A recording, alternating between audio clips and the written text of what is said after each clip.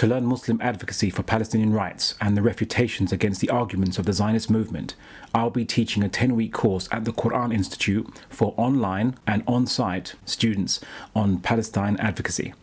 The 10-week course will consist of 30 hours of lesson time and an almost equal amount of tutorial time that will go in depth into the history of Palestine, its peoples throughout history, the Zionist movement, arguments and justifications they use, the plight of the Palestinians as a result of Zionism, both in history and today, and understanding the solutions for the occupation of Palestine.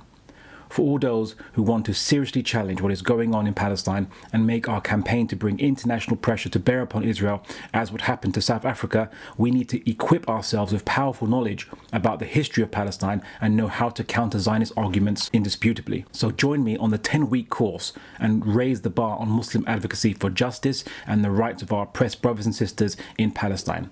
Register at thequran.institute/Palestine.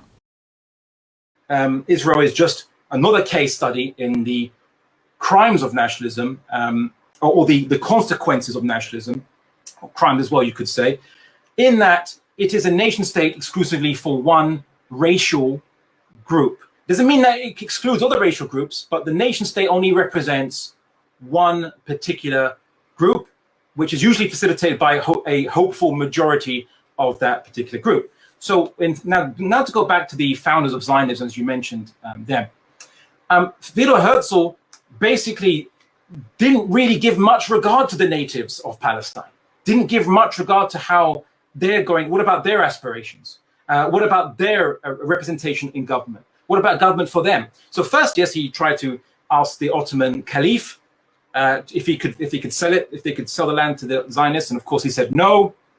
But nationalism doesn't just say, oh, well, okay, then fair dues, we'll accept that. No, nationalism says we need to try other strategies because the ends justifies the means if it is necessary for the national interest, if it is necessary for the national interest. And so they looked to other avenues, and Britain was a very willing avenue, especially the money and the support, and it was also advantageous for Britain at the time. Balfour gave an introduction to a book on the history of Zionism, so he was certainly a solid supporter of Zionism. And here's what Theodore Herzl described what this new state would be. He described it as not even just a nation state for Jews where they can reside in peace and security, but also as, and I'm going to quote him here, it would form a portion of a rampart of Europe against Asia, an outpost of civilization as opposed to barbarism. We should, as a neutral state, remain in contact with all of Europe, which would have to guarantee our existence. So, in a way, Theodore Herzl is refuting you in many senses, because he's saying himself that, in a way, Israel's existence will be supported and dependent upon guarantees by, at that time, Europe. He didn't envision America at the time would step in to be the main guarantor of Israel's existence. And if your definition of colonialism, but not settler colonialism, by the way, if your definition of colonialism is support by a metropole, of which is dependent upon, well, the British very much did provide that.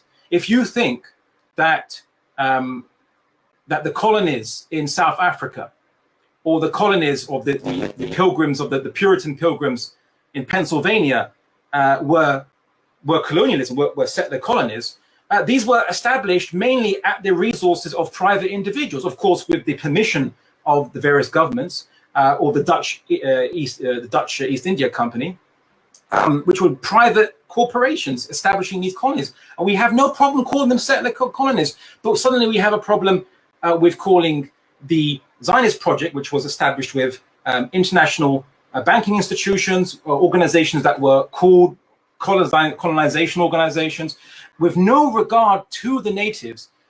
Why should that be different? And I'm going to quote you something, and then I'll let you kind of come back very briefly.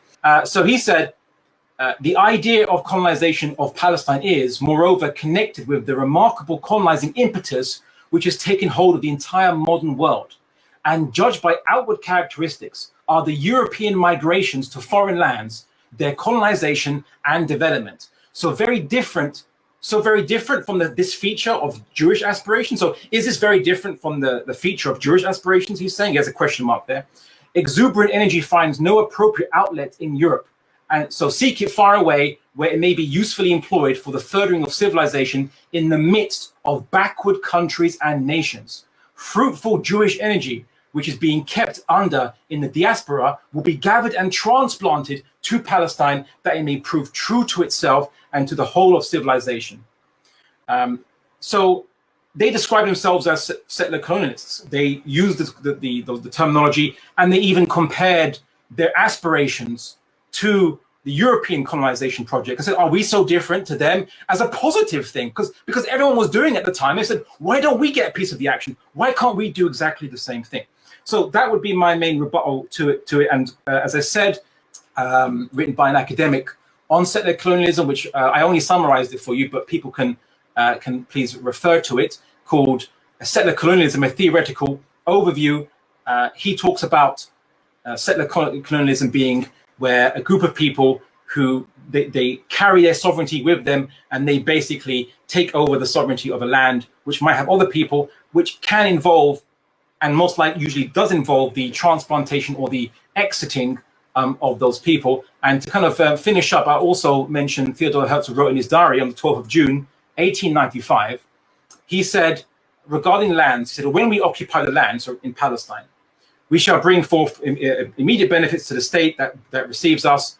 We must expropriate gently the private property on the estates assigned to us.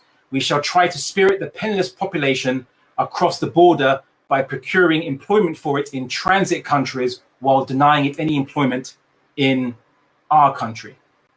Okay, so he basically said that, even though he didn't talk about forced expulsion, but he talked about a type of expropriation of the property in the lands of the people within the lands which are appropriate, which are given to them by whichever power, of course, and the spiriting away, so putting the penniless population, which already exists there, finding ways to get them to other places, move them other places, which he hoped by the carrot, not by the stick, but by the carrot, which is try to get employment for them in other countries. And this was also replicated by this sentiment was also mentioned by many of the earliest, the later Zionist founders, who talked about finding employment for landless Arabs, which were being created due to the Zionist colonization, and denying them employment back in Palestine. So they couldn't find any employment back in Palestine, and only available employment would be outside of Palestine, and then they can leave Palestine. So that would be that point. So basically, it's settler colonialism, transfer the population, although at the beginning it was only envisioned by the carrot, not by the stick. They compared themselves to other colonial projects, many settler colonial projects, which we would have no problem calling settler colonialism, like the Puritans in Pennsylvania setting up their colony under British charter. They didn't use any soldiers from the crown to do so. The Dutch East India Company in South Africa, they didn't use state soldiers to do so, to take over colonialism land. It was a private venture by themselves, but they had permission from their government. How is Zionism, who used permission from whichever government controls the land or has the land, believes it has sovereignty of the land, to take that land from its inhabitants, i.e. by creating a sovereignty which is not the sovereignty of its inhabitants, but the sovereignty of those who are coming into it? How is that different to settler colonialism? If it looks like a duck, if it quacks like a duck, and the duck says it's a duck, well, then it's a duck. Now, you then went on to Herzl. To begin with, the quotes that you brought, Abdullah, were actually talking about Argentina. And he actually, if you read his diaries, when he talks about the promised land, he says the promised land is within us. It's the ability for us to create a state to escape Mitzrayim. The 9th of June, 1895, this is what he says in his diary. Again, the diary that you've read. In Palestine's disfavor, is its proximity to Russia and Europe, its lack of room for expansion, as well as its climate, which we are no longer accustomed to, because we're obviously speaking as a European Jew from a pretty cold climate. In its favor is the mighty legend. Obviously, for him, he's not a religious person, and he sees the connection of the Jews to the land as a mighty legend. Obviously, we have archaeology in the lakes today, and when most people wouldn't describe it as a mighty legend. But yeah, what he's effectively saying is our strong connection to this place.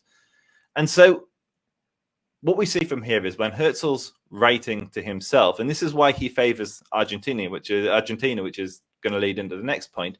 But when he's writing to himself, he's honest, and he does it. His concern with Palestine is it's close to the Europeans and the Russians. He doesn't want to be in that mix. He doesn't want to be in the mix of the Ottomans. That's crazy for him. He wants to be in the new world where he's safe, where the Jews won't have to worry about these superpowers that will oppress them, like they have done since the Jews were exiled 2,000 years ago.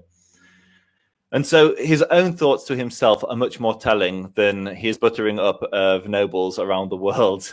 He tells powerful people what powerful people want to hear. So then you mentioned a very famous quote. And what, again, you failed to mention was he's not talking about Palestine. He's talking about Argentina. And it was the penniless quote. And so let me read the entire passage and then explain what it says. So when we occupy the, so again, it's the 12th of June, 1895. When we occupy the land, we shall bring immediate, and he's talking about Argentina here. We shall bring immediate benefits to the state that receives us. We must expropriate gently the private property on the estates assigned to us. So he's already saying this is land that has been assigned to us, not coming in by force. We shall try to spirit the penniless population across the border. So this was written 10 years before.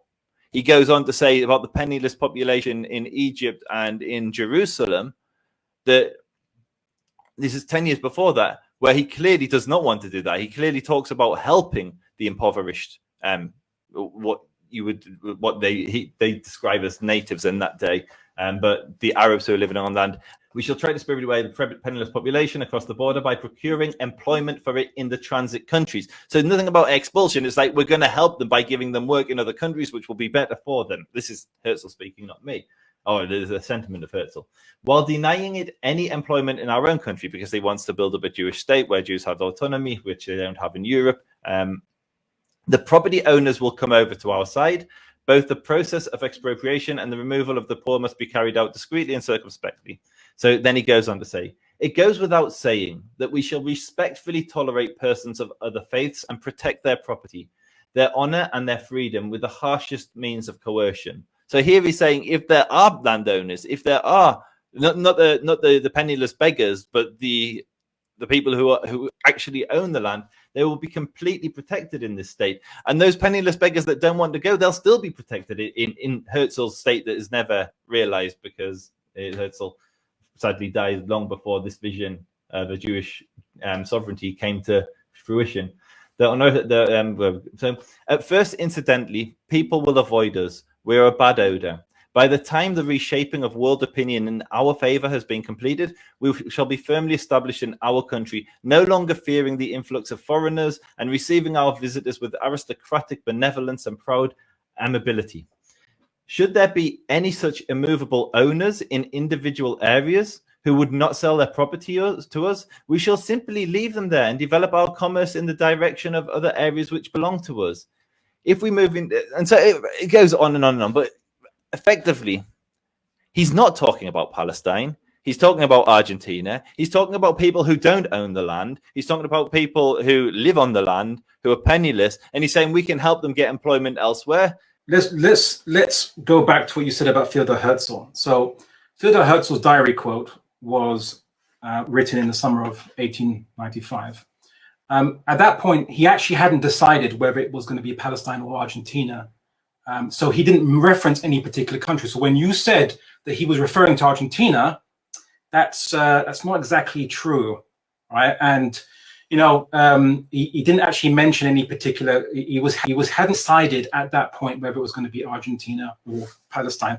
But you missed the point of the entire quote, which is he might have, even if I was to concede it was Argentina, even if I was to give you that, he's still outlining what he intends to do to any place. He wants to colonialize somewhere, all right? The question is where? Where's the target?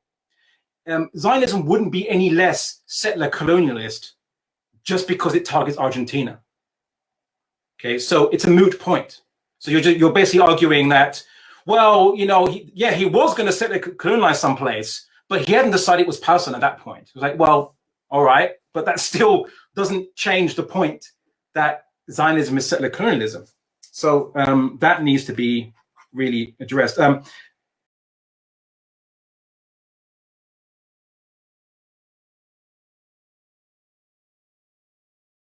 If you enjoy the arguments presented in the debate and want to know more and learn how to debate, discuss and advocate for Palestine yourself, register now for the Palestine advocacy course and raise the bar in Muslim argument and activism. Please follow this link. The link is also available in the description.